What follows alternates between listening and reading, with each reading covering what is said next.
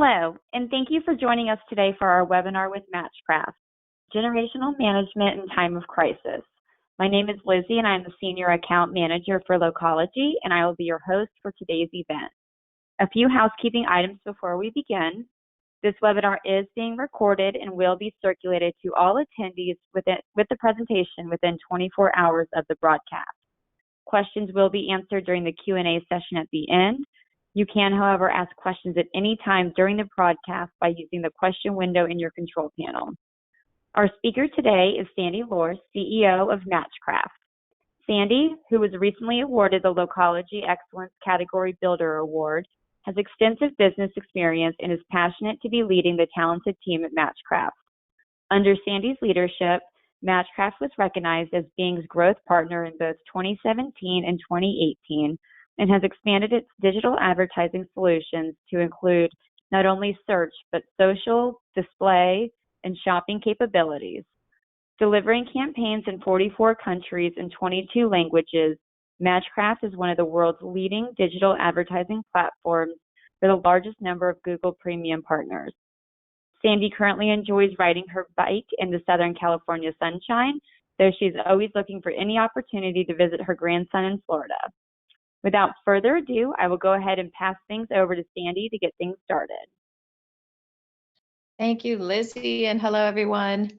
Let's start by just hoping that everyone represented here, all your families, your employees, your companies are doing okay and that everybody's healthy. I know that in the midst of this crisis and the chaos that it's created, you have way more on your plate than you did previously. So we want to thank you for taking time to join us today. And it's a timely discussion on how to manage multi-generational teams in a time of crisis. And like many other companies that are represented on the call today, Matchcraft is a very diverse company. And we mean diverse in pretty much every way. We're a global company, and we bring together multiple generations, in fact, 6 of them to be exact, and it's just one of our many diverse aspects. In preparing for today, I wanted to make this larger than my own personal lens of a baby boomer, and I wanted to talk about managing teams and the different traits of those teams, from Gen Z being the youngest to the silent generation. And it's managing these multi-generational teams in a crisis, such as the world has not seen before. We're all fighting the same enemy, and it's a silent enemy across the globe. And I want to be clear that I'm not trying to use memes or content today that are in any way to make light of an extremely serious situation, but I do want to share some insights on how to deal and use the differences between generations as an advantage. So let's take a look at the generations and how they break out. And first thing we're going to do is look at the generations in the workforce, then the stereotypes of basically Gen Z and millennials, and then the stereotypes versus reality, how to use the generational differences and strengths during a crisis, and then the challenges and opportunities of Gen Z to the boomers in terms of the workforce, and putting it all together in a time of crisis, and show you examples of the new norm and how we've been able to do some things at Matchcraft. So here's how they break out. And if you're looking for you and seeing which generation you are, you're going to see some overlap. So some of you have a choice and you can choose whether you want to be a Gen X or a millennial, because there's some overlap between those two, and actually the Xennials and the millennials. So the silent generation, that's the group that's 74 and older, and they're just refusing to retire. The baby boomers remains the largest generation ever, and those would be folks that are age 55 to 73. Gen X, the baby bust, is age 40 to 54. The Xennials, age 34 to 44.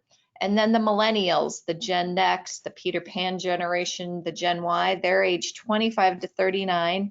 And believe it or not, Gen Z is actually in the workforce now, with the oldest being 24 years old. So they have entered the workforce. They're also known as the iGen. So before we talk about managing these, let's quickly look at some of the stereotypes that define these generations. And the one thing I want to say on stereotypes is we know that, again, these are just to be very general, and we know that each of these has different labels: the entitled millennials, the jaded Gen Xers, the stubborn baby boomers. And so we're going to start by looking at these millennials. What do the Gen Xers say about their ability to manage a crisis? The Gen Xers are age 40 to 54, and one of them tweets, "Look, folks, we survived Reagan, the crack epidemic, the AIDS epidemic, the war on drugs, mass incarceration, the savings and loan collapse, all the while living on nothing but peanut butter and jelly and ennui. The other generation should follow our lead on this one." So the Gen Xers believe they know what crisis is all about and they can handle it. Here's how millennials feel. Millennials, the Peter Pan generation, those aged 25 to 39 that are kind of, again, generalizing, living in a dream world, reality escapes them. It's just kind of like the millennial story, they say. We keep working for this future that's not really coming. And then let's look at what some millennials are saying about their Gen Z counterparts. So millennials' view on Gen Z, and they're referencing age 7 to 24-year-olds, millennials aren't going on spring break. We are too old. That is Gen Z.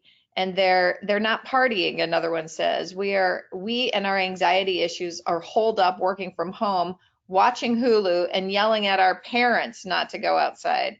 It's Gen Z you want. So millennials have had it with being lumped in with all the nonsense that we see on spring break and Gen Zs and partying all the time. So here's a speculative post that was on my Facebook feed. And it's talking about what's going to happen in the future when Gen Z, with the lockdown and the closing of schools and online education. The real emergency is going to be in 20 years when all these kids are adults running the world with a homeschool education brought to them by day drinking parents. So tongue in cheek, I thought those were some cute views on what's actually happening. So let's take a look at who they really are, and let's look at some traits for each generation.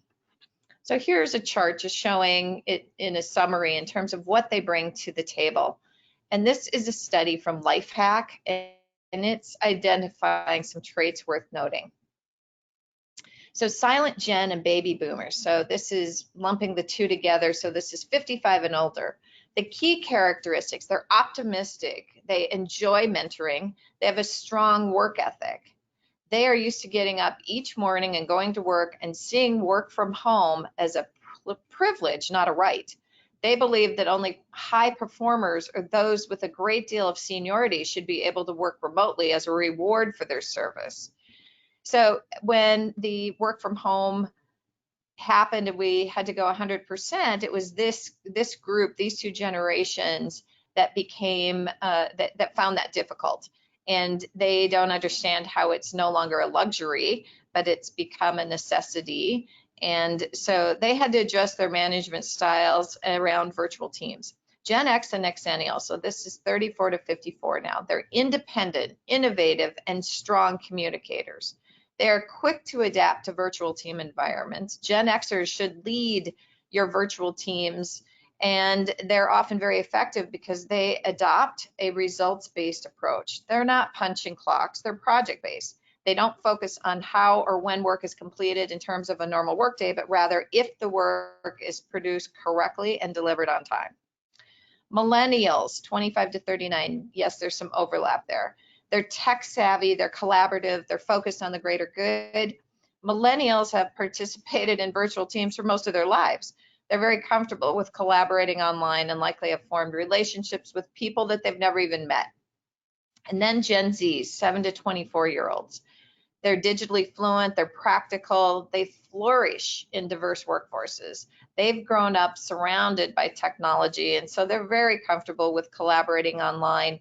They even request this for the type of team structure. So Lifehack also points to how we can use this to our advantage. And the work from home is not a perk, it's a business need. And so here's how they respond during a crisis. The silent gen and baby boomers in the virtual world, they worry about credibility, that they can add value. How can they do that when they aren't in relationships where they're seeing people face to face? And so to help them, you should use highly interactive technologies such as video conferencing instead of just audio, real-time chat, so it's engaging, and they want that feedback. But you have to remember, these are boomers and silent gen, so you have to be patient. And as one of my millennial daughters, who literally took one for the team in one of our first family Zoom experiences as a family for somebody's birthday when COVID first hit, she was just like, shoot me, because she was the one assigned to help my parents get ready for a Zoom gathering. So she really had to use her patience and walk my parents through it. Gen X and Xennials. Since Gen X can bring the ideology gap between the older and new generations, ask them for the innovative ideas and how teams can work together and communicate effectively while remote. They're creative, and at Matchcraft, our marketing team is led by Gen X, and she came up with themes for our all-staff meeting. She also works with one of our millennials, and so the hats off, we had themes where we had hats off and you wore your favorite hat. We had be Matchcraft proud, and we wore swag, or you made your own Matchcraft tattoo. And so those are just some fun ways to incorporate their strengths on creativity and communication. Millennials, be prepared to receive feedback and suggestions, because this team is really good with technology. They can leverage it.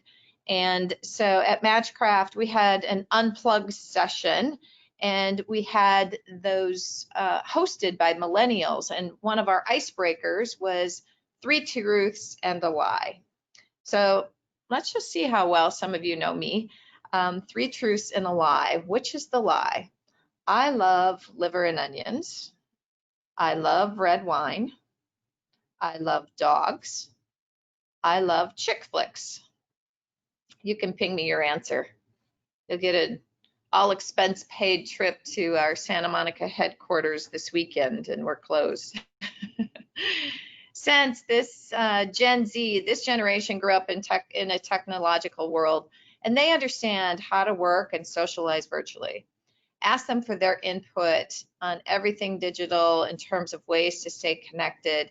At Matchcraft, they're the ones that are helping our marketing team with not only the materials needed, but the formats. So they are the ones that say, you know, PowerPoint and a cell phone, no way, not your best solution. Okay, so those are some examples of how to use their strengths during a crisis in terms of communication, creativity, etc. So let's look at millennials, and this is actually a quote from thehill.com, political blog. They are the unseen leaders in the coronavirus. They're a generation that was forged by tragic events, including 9/11, Hurricane Katrina, the Great Recession. Millennials grew up to be helpers in the crisis with big hearts and big capacities to activate and organize. Their participation trophies taught them to embrace cooperation over competition. They know how to work together to get things done for the greater good. In the end, it won't simply be millennial social distancing efforts that will help alleviate this public health and financial crisis. It will be their values and leadership. And I can tell you that we saw this happening, that when it came to making masks without a sewing machine, or the ones that were looking after the elderly neighbors to make sure they were okay, or giving to community food banks or blood banks. And you see the hero series all over. Millennials were the first in line, and they're the first in line to give back to community. And I'll share some examples about that at Matchcraft, but they're always the ones that remind us giving back to the community is what it's all about, and helping each other.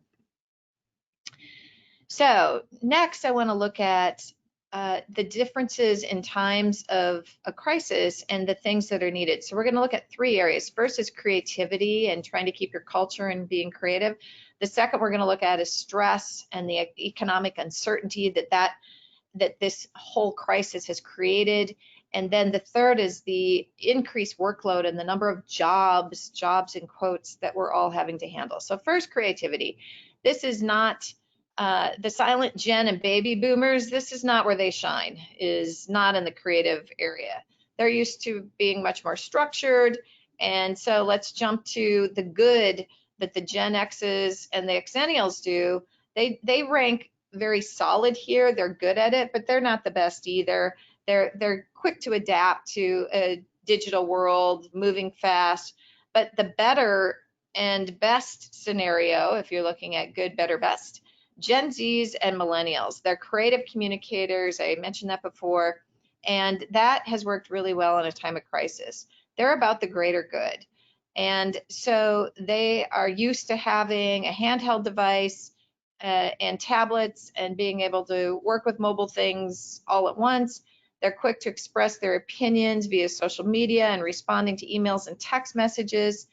And at Matchcraft, we had to go into an all hands on deck mode and respond to the different needs of our clients. And so we actually came up with millennials as being the whatever it takes attitude, and how to survive, and not just survive, but thrive.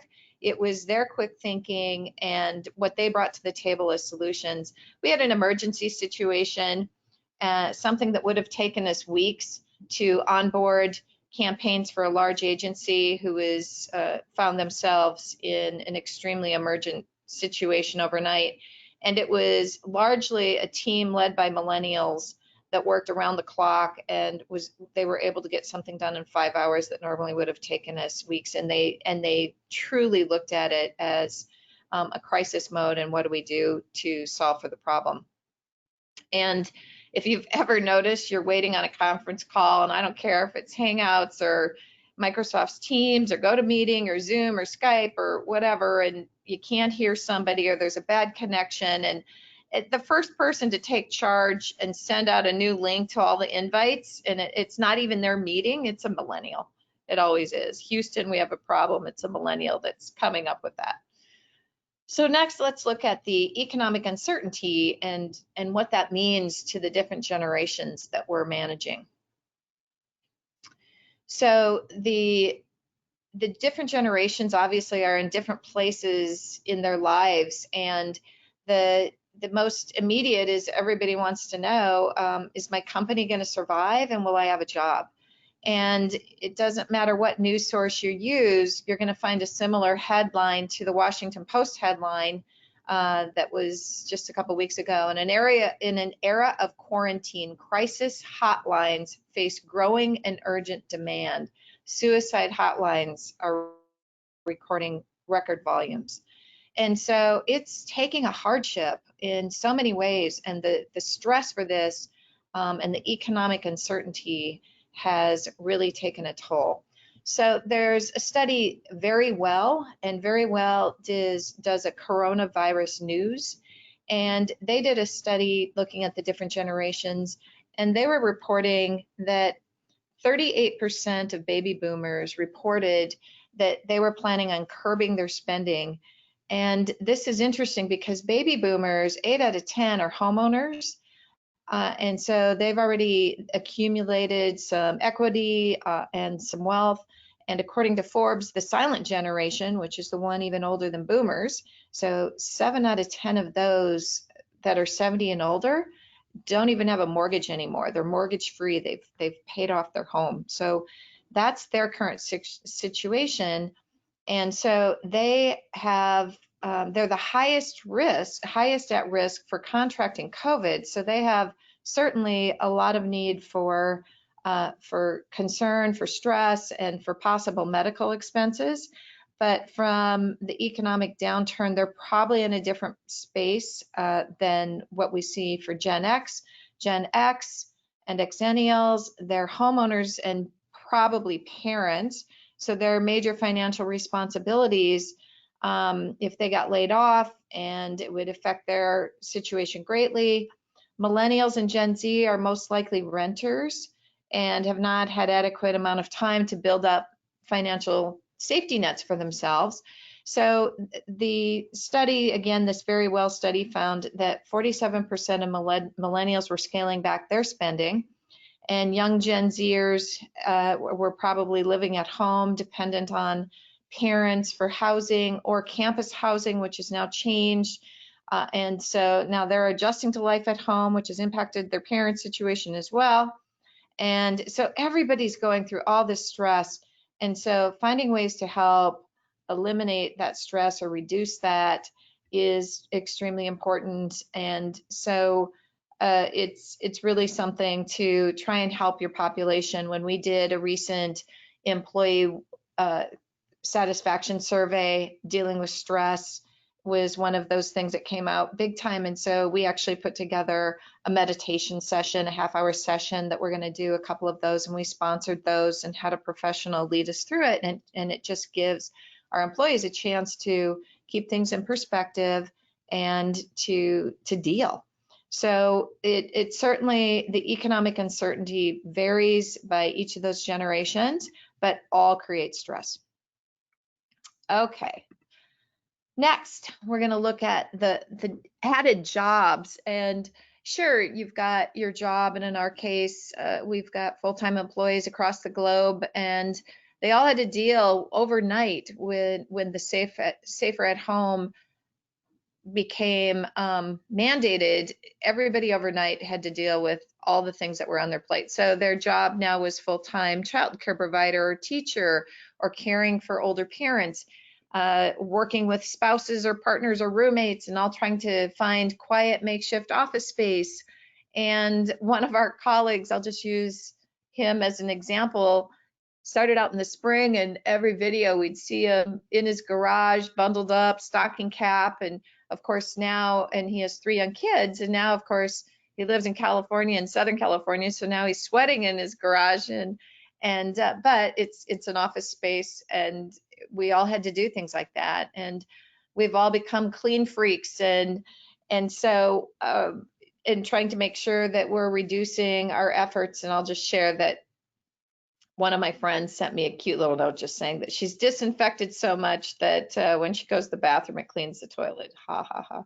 Not all of our employees live in areas with services that make it as easy as some of our more populated areas where restaurants deliver, or your pharmacy has a drive up, or you can have that delivered, or groceries that you can order online and pick up.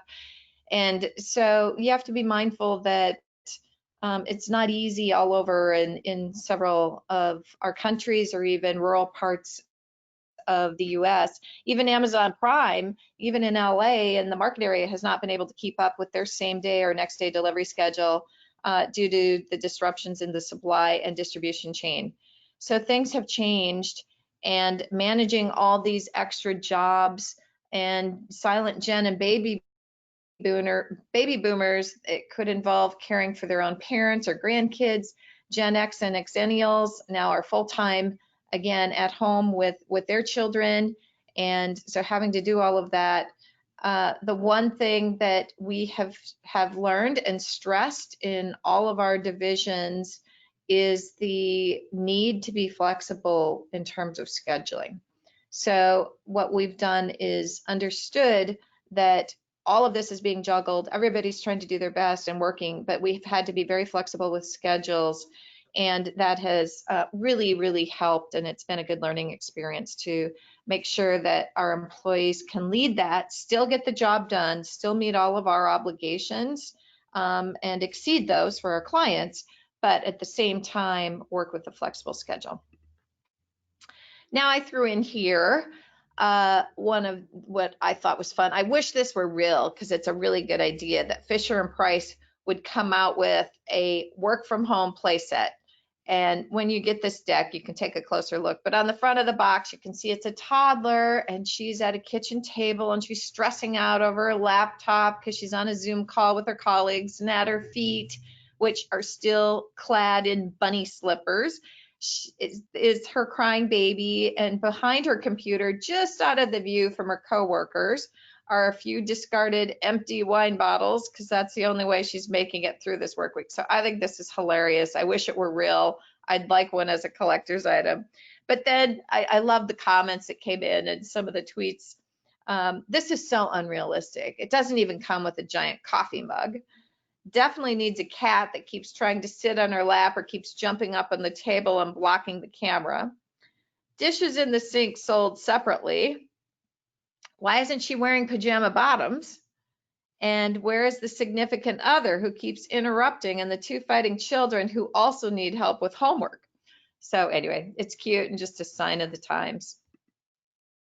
So next I want to go into a localology study, and it was done at the beginning of June through mid-June, and I want to share what businesses are facing, and I want to share a more recent one with Yelp as well. So looking at localology, and this was their Modern Commerce Monitor study, and they surveyed 1,000 interviews, and these are small businesses from the beginning of June to mid-June, and this was an online panel. And so the state of SMB, small and medium-sized businesses, and it shows the biggest challenges that business owners are overcoming due to the COVID crisis. So 1 out of 10 of the businesses were still closed, and that was in June, and you're going to see a big change in that just in the last, since that study was done. Almost 4 out of 10 were operating at reduced capacities. Over 4 out of 10 had employees that had been furloughed or laid off. Over 6 out of 10 had fully remote employees, and over 4 out of 10 were experiencing supply chain disruptions. And on the next slide, we're going to see that out of 6 out of 10 postponed capital investments, half of those surveyed, of businesses surveyed, saw sales revenues drop by 30 to 40%, and 5 out of 10 had to slash their operating budgets by a third. And so the other study related to this is this Yelp study that was done just a couple weeks ago, and they surveyed, there were 132,500 pandemic-related closed businesses, and so they surveyed those, and they found that 55% of them, if they're closed today, will remain permanently closed. And the largest sector of those being restaurants, and the latest batch of those, and so that was the Yelp study. And then a California labor study showed that more businesses had closed permanently in California than any other state.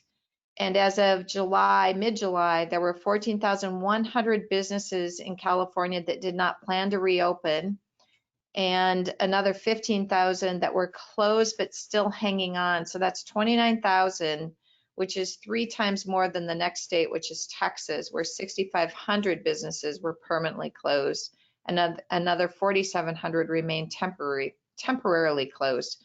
So that's those are 2 big states, high populations, and a lot of businesses closing. And with layoffs, the U.S. lost wages are now $60 billion a month.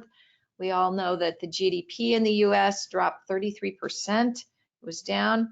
And so one of the things that McKinsey, the McKinsey Global Institute and Oxford Economics have modeled out is the recovery time. And so they're comparing it to 2008 recession.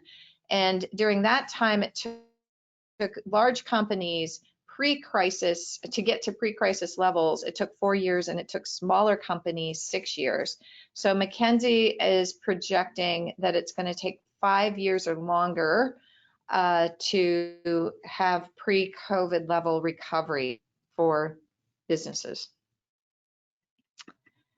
So on this next slide, we're looking at 3 out of 10 businesses. This is back to the localology study. So 3 out of 10 businesses have invested in video conferencing software, and this is how they're helping adjust employees to being remote. And the same number was helping and investing in productivity and workspace software, 3 out of 10 in messaging and chat software, 2 out of 10 in project management software like Trello, 3 out of 10 document and knowledge management software, 2 out of 10 in team analytics software, and 2 out of 10 in virtual office software. We'll have to check with Localology. Lizzie, note to you and see if there's actually a list of what some of those softwares are, because I think that would be helpful too to everybody. eMarketer on the next slide was looking at the attitudes towards working remote, and they did a sampling, and 9 out of 10 companies are now working totally remote. 6 out of 10 say they are as productive working remote as they were in the office. 6 out of 10 miss seeing employees or miss seeing colleagues, and 6 out of 10 prefer working from home. I know that at Matchcraft we've been out of the office since the end of March, and in California and Santa Monica and LA County, there is still no opportunity for us to return to the office. There was an original July 15th date, and that's now been pushed out indefinitely. And a little over 5 out of 10 feel conscientious about showing their face on video calls, and the other 5 would rather not, and almost 5 out of 10 worry that their workplaces will not be properly sanitized. And I know we've spent a lot of time working with our management company, our landlord, et cetera, trying to make sure that our environment will be safe when we return. And I'm sure everybody else is doing that too. So next, we're going to look at managing our team in a crisis and some things that we've done at Matchcraft. And it's not just about working remote, but managing a remote workforce isn't, it's been more about, for us at Matchcraft, we had to go from over half of our employees to 100% and make that switch overnight. But we had a continuity plan in place, and everyone was all set up to work overnight, so we didn't have any issues. However, for some of our clients, we had to assist and help them in converting, and in just about every case, when you had outside sales reps or premise reps, and this happened to us across the globe, especially Europe was the first hit, and then all of a sudden everybody is a telesales rep because the only way to communicate with your small business is through the phone. It's all regions from the US to Brazil to Amsterdam now had to deal with that. And so our materials, our support, everything we could do to help them were all had to be in a matter of changing the formats and sending those out, and the messaging was different.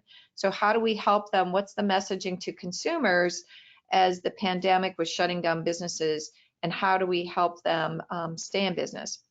And I'm a reader of a lot of business books, and I know that often you hear the difference of, are you a peacetime manager, CEO, or are you a wartime manager or CEO?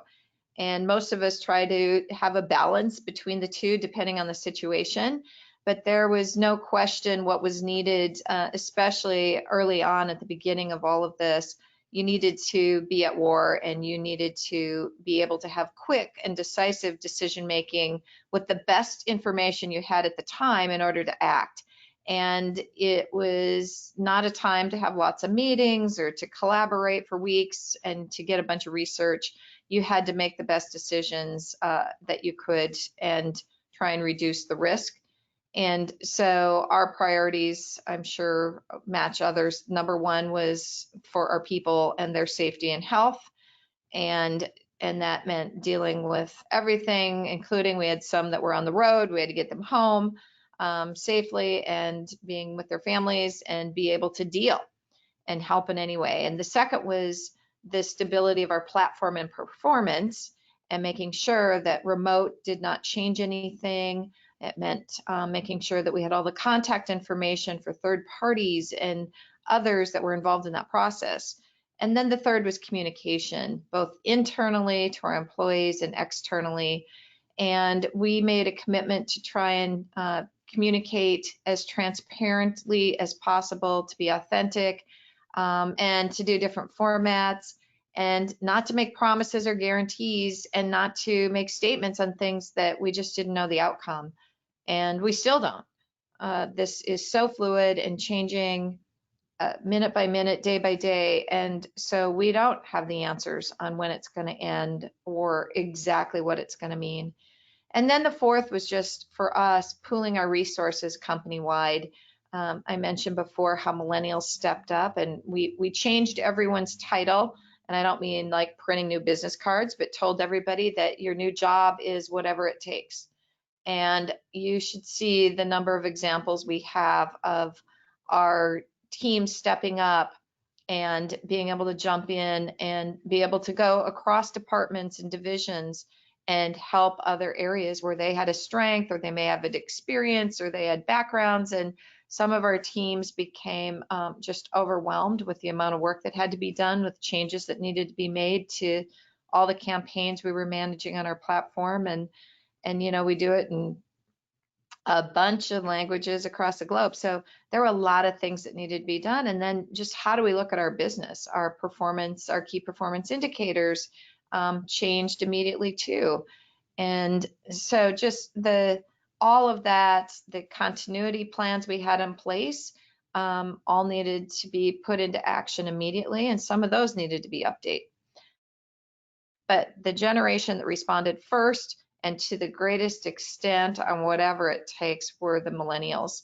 They raised their hands, they jumped in for the greater good. It was really an eye-opener, and just so grateful to all employees that stepped up and jumped in, and we really did have total team, but it was the millennials that were first. Okay. Dealing with the COVID situation, there was a study that came out pre-COVID from Buffer and about working remotely. And they showed that they didn't do it by age, but you can kind of tell based on they had 34% of their respondents were from the professional level, 30 from senior, 19% from management, 12 from executive, 5% from entry level. And 4 out of 10 said the best thing, the biggest reward of working remote was the flexible schedule. 3 out of 10 said that being able to work from any location was important.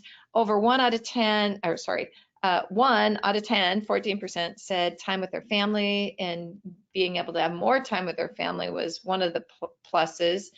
And one of the CEOs they interviewed said, employees in their 20s and mid-30s value meaningful experiences more than possessions, and they want to be able to pay attention to all the important aspects of their lives. A flexible schedule is not only good for employees, but employers as well. Having a flexible schedule allows employees to juggle between work, hobbies, and time with friends, resulting in a positive work-life balance and reducing workplace stress.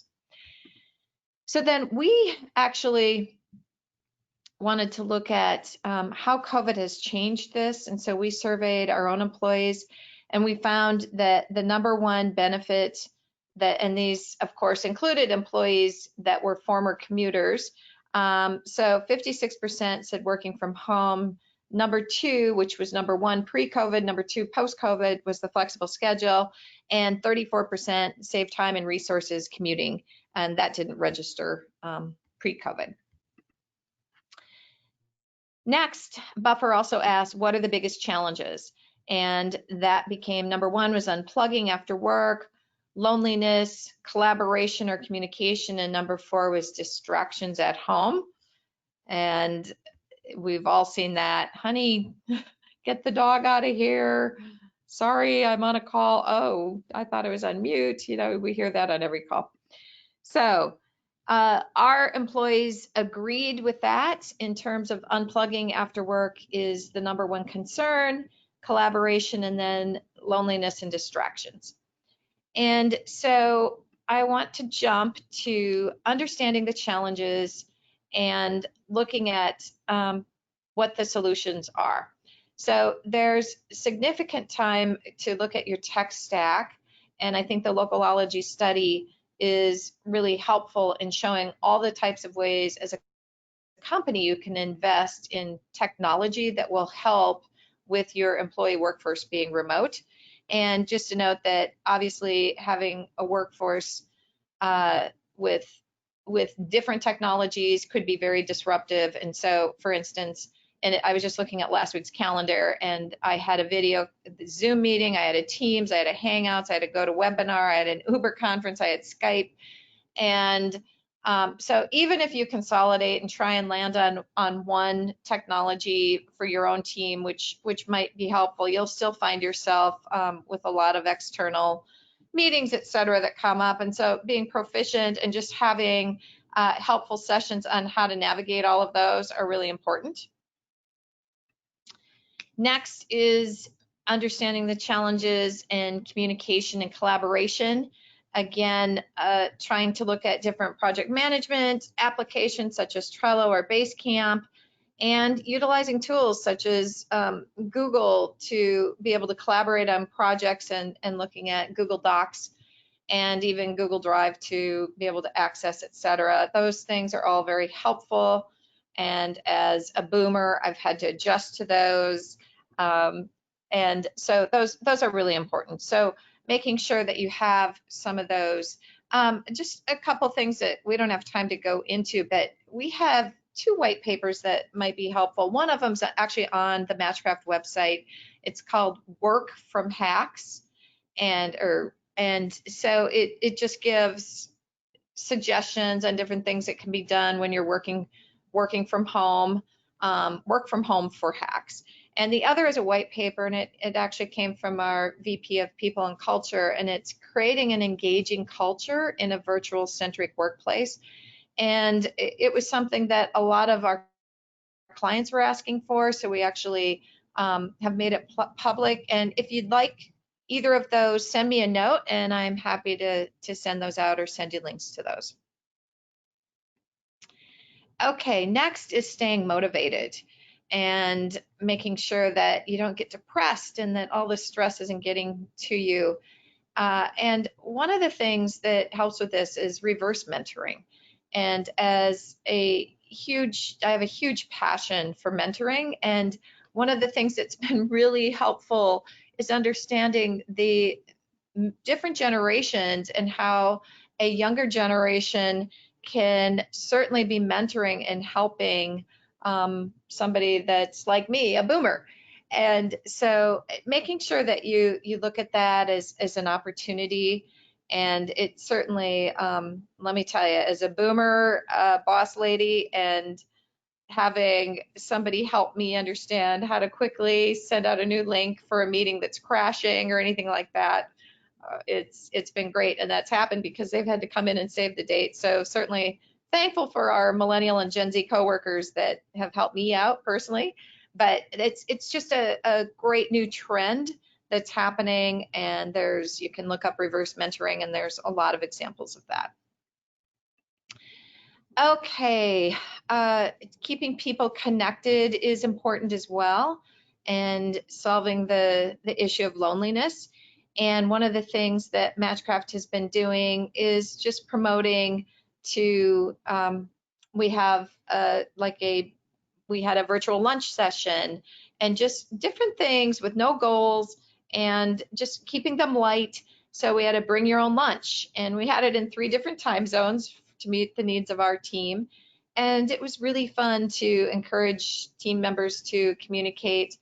Some companies, I'm sure you've done this, have hosted happy hours. We've also had a movie night. We invited families to join us, and we've had craft sessions as we've been giving back to a community and as part of a community give back project. And these are tough times. Everybody's struggling with this. 6 out of 10 of the Gen Zs and millennials have been extremely concerned over what's happening with coronavirus, and the same sentiment 4 out of 10 for boomers. So even the degree of how we're looking at this, and it's not just the fear of getting sick or keeping other family members from contracting COVID, but the stress of working from home full time or getting laid off, all of these things. And now with back to school and how that's been such a varying degrees of how that's being handled, and the different opportunities but choices that parents have to make, just very stressful. So we help our employees unplug, and making sure that we can do that And there's a couple things we've done. One is a meme contest, Corono. So we've been encouraging our employees to have fun and to think about how their working from remote has been funny. And so they all sent in pictures and videos. That was cute. We had a Matchcraft cookbook, and that was fun. We had our Matchcraft Gives Back activity where we put together things that were sent to different nursing homes and other ways to help people that needed to have some encouragement that might be lonely or don't have any family. We had a bingo night, we had movie night. So those are all things. Here's an example that you're seeing of one of our meme contests. Our all staff meeting looked like the Brady Bunch. And it was, here's a story about a team named Matchcraft working from home and rocking it all day long. So we also want to encourage employees to find creative ways to minimize distractions. And sometimes it's playing some white noise in the background or wearing headphones and finding different places. And so that goes without saying that helping them find things or just letting them know that it's okay and making sure that they aren't all embarrassed when they do have a disruption, and it's no big deal. So let's just all chill out when it comes to that and not have that be an issue. And then the last one I wanted to mention is just finding creative solutions, and that there's no playbook for any of this. And employees need to determine for themselves what is going to help them be stress-free. And being flexible with hours is one of the things you can do to help. So in wrapping this up, I just would like to say that we really don't know what the human toll or economic impact is, but history is going to determine how we all respond. And so if you can find ways to use the generational strengths to help you and put them in charge of different areas that come natural to them, please do, and it will help you lead through this crisis. And again, no one should take offense to any of these. These are all generalities. Don't look at me and say, hey, I'm not really stubborn, I'm a boomer. Again, have thicker skin than that, please. And I just wish everyone the best and hope they can stay healthy. And Lizzie, I'm going to turn it over to you. Great. Thank you so much, Sandy. So I think we have time for a couple questions. The first question I have is, what measures have you taken to manage your generational workforce during the crisis? I think the first thing we did, we saw two main concerns that were shared by all, regardless of the generation. One was, is the company secure? And the second was, is my job secure?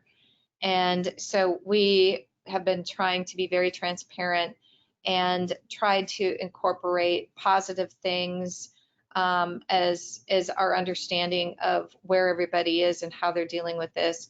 And so just helping socialize this. And we did weekly video calls, and we encouraged employees to watch the videos, and we got a lot of feedback where it started out being just me, then I interviewed other people, then other employees sent in questions and interviewed me, and just again trying to communicate as often as possible from many fronts. Our people and culture team has done a lot on addressing employee concerns as well, but just understanding where employees are coming from, and we're all in the same boat here. So just trying to do everything we can to communicate ongoing is probably the biggest thing we've done during the crisis. Okay, great, thank you. And then the next question we had was, what kind of support are you offering your clients to help them combat the crisis? So what we had to do, our clients are resellers and agencies and media companies that are dealing with lots of different businesses. And so helping them with how to manage these campaigns in a crisis, and helping them with ideas of what the business should be messaging and how to do that on Google and Bing and Facebook and Instagram. And so trying to supply them immediately with vertical specific information and how consumers have changed their buying habits and how they can adapt to it. So for instance, the car industry took a big hit from the beginning. And so helping them with what term needs to be used for financing and delivery and how to sell a car without ever setting foot in a car dealership and the messaging around that and making sure that they understand what's happening with the consumer and how their buying habits have changed. And I guess the other example would just be the reminding them of all the health benefits and of our own employees, and making sure that just common sense help us look at how to help our clients. So all of a sudden telemed and Metadoc and all of these that popped up out of nowhere were extremely essential as business categories. So it was also looking at the new businesses and how to service those new businesses and find new ways to look for replacement business for those that were closing down, whether it was permanent or temporarily. So I think that was probably the biggest areas we did, is just messaging for existing clients and then looking for new business and how we could help our clients with those needs. Yeah, that's great. And thanks again, Sandy, so much. Great questions and discussion. I just want to thank Matchcraft again for putting together this great webinar for us. I really enjoyed it. Thank you, Lizzie, and thanks to everybody for listening. Stay healthy. A few more, yes, everyone stay healthy. Just a few more items from Locology before we end today's webinar. You will be able to view today's broadcast along with previous webinars on our website, locology.com. Just navigate to research and resources, and you'll fall down to webinars. Thank you so much for joining us today. Please be sure to visit locology.com and subscribe for updates to be the first to know about future webinars. I hope everyone has a great day and stay safe.